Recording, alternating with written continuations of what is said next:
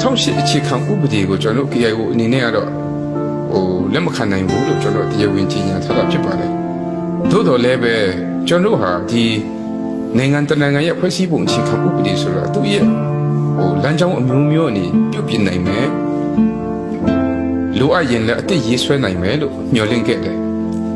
ဒါကြောင့်လည်းပဲကျွန်တော်တို့ဟာအမျိုးသားညီလာခံမှာလည်းတက်ခဲ့တယ်ဆွေးနွေးပွဲတွေလုပ်ခဲ့တယ် UNFC ကနေတဆင့်လဲနိုင်ငံရဲ့အခြေခံဥပဒေများကိုပြင်ဆင်မလားအသက်ရေးဆွဲမလားစသည်ဖြင့်ဒီနိုင်ငံရေးအဖြေရှာတဲ့အပိုင်းများကိုကျွန်တော်ပါဝင်ခဲ့တာဖြစ်ပါတယ် NCA ထိုးပြီးလို့ရှိရင်ဘယ်လိုသွားမလဲဆိုတဲ့အခင်းချင်းဖြစ်ပါတယ်ဒါကျွန်တော်မူပေါင်းပေါ့အဲ့တော့မူပေါင်းလေးကိုလက်မှတ်မထိုးရသေးတဲ့လူတွေကတရားဝင်ဆွေးနွေးနိုင်ခွင့်ဒါကိုပြပြနိုင်ခွင့်မရှိဘူးသို့တော်လည်းပဲလက်မှတ်ထိုးထားတဲ့အဖွဲ့နဲ့အစိုးရနိုင်ငံရေးပါတီတွေကတော့ဒီမူပေါင်းများကိုရေးဆွဲပြီးမှအရှိကိုတွားနေတယ်အရှိကိုတွားနေတဲ့အချိန်မှာကြံခဲ့တဲ့အဖွဲ့ကတဖြည်းဖြည်းနဲ့ပို့ပြီးဝေးကွာလာတာဖြစ်ပါလေဆွေးနွေးပွဲတွေဘယ်နှကြိမ်ပဲလုပ်ပါအဓိကကတော့တစ်ဖက်နဲ့တစ်ဖက်ဘယ်လောက်လေးစားတယ်ဘယ်လောက်အတိအမှတ်ပြုတယ်ဆိုတဲ့အပေါ်မှာလည်းမူတည်ပါတယ်အတိအမှတ်ပြုမှုလို့ပြောတဲ့အခါမှာဥပမာ NCA စာချုပ်မူကြမ်းရဲ့ခေါင်းစဉ်ကနေစပါတယ်အဲ့တော့တိုင်းသားတော်လှန်ရေးလက်နက်ကိုင်အဖွဲ့များကိုတော်လှန်ရေးအဖွဲ့တွေလို့အစိုးရကတတ်မှတ်ဖို့ဝန်လေးတယ်မတတ်မှတ်နိုင်ဘူးနောက်တစ်ချက်ကတော့ဆွေးနွေးပွဲတွေမှာတန်းတူရည်သူဆက်ဆံဖို့အတွက်အစိုးရဘက်ကပုံဖော်နိုင်မှုမှာအားနည်းပါတယ်ထင်သာမြင်သာဖြစ်တာကတော့ဒီ21ရာစုပင်လုံးအစည်းအဝေးတွေမှာလက်နက်ကိုင်တော်လှန်ရေးအဖွဲ့များရဲ့ယာကျူးများကိုအတိအမှတ်မပြုတာလို့စသည်ဖြစ်ပါလေဒီလိုထင်သာမြင်သာဖြစ်တဲ့ခြေနေမျိုးဖြစ်ပါလေဒါဟာတော်လှန်ရေးအဖွဲ့တွေအနေနဲ့ဒီယာကျူးတွေကိုဖော်ပြစေခြင်းတဲ့သဘောမဟုတ်ဘဲနဲ့ဒီလိုအပြန်လန်အလေးထားတယ်ဆိုတာကတော့တစ်ဖက်နဲ့တစ်ဖက်ရဲ့ယုံကြည်မှုကိုပြီးတိုးပွားစေပါလေKIO အနေနဲ့ကတော့ UNFC ရဲ့အဖွဲ့ဝင်ကနေနှုတ်ထွက်လိုက်တာဖြစ်ပါတယ်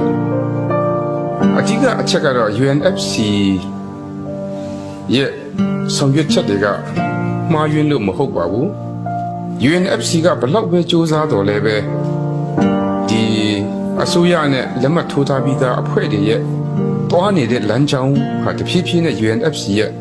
လူလားချက်များနဲ့ဝေးကွာလာတော့ကျွန်တော်တွေ့ကြုံရခံရအဲ့လိုခံစားရပါတယ်အဲ့တော့ UNFC ကနေဒီလိုတဖြည်းဖြည်းတောင်းဆိုနေရင်ကနေရှစ်ဆက်သွားတဲ့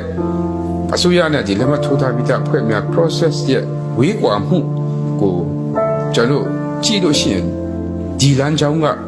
အမိလိုက်နိုင်ဖို့မဖြစ်နိုင်တော့ဘူးလို့ကျွန်တော်တို့ဒီလိုပဲသုံးသပ်ပါတယ်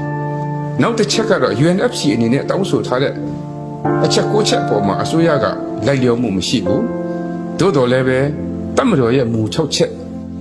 နဲ့2008အရပဲသွားရမယ်ဆိုတဲ့အချိန်ပေါင်းများစွာအစိုးရနဲ့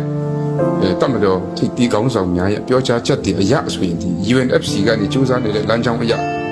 ကျွန်တော်မဖြစ်နိုင်တော့ဘူးလို့ယူဆပါတယ်။အဲဒီဆွေးနွေးတဲ့အခါမှာအဓိကအောင်မြင်နိုင်ဖို့အတွက်ကျွန်တော်တို့ရဲ့အမြင်ကတော့အချက်ပေါင်းများကြီးရှိတဲ့အထက်မှာတစ်ချက်ကတော့တစ်ဖက်နဲ့တစ်ဖက်ယုံယုံကြည်ကြည်ဆွေးနွေးဖို့လိုပါတယ်။တကယ်လို့ကျွန်တော်တို့ကနှစ်ဖက်လက်ခံနိုင်တဲ့အပြစ်ခတ်ရစရေးစာချုပ်ချုပ်ဆိုပြီးတဲ့အခါမှာဆွေးနွေးပွဲတွေလုပ်နေတဲ့အချိန်မှာအပြစ်ခတ်ရစရေးကိုလုပ်ထားပြီးတစ်ဖက်နဲ့တစ်ဖက်နောက်ထပ်ဖြစ်ပေါ်လာမဲ့တိုက်ပွဲအတွက်ပြင်ဆင်တဲ့အနေအထားမျိုး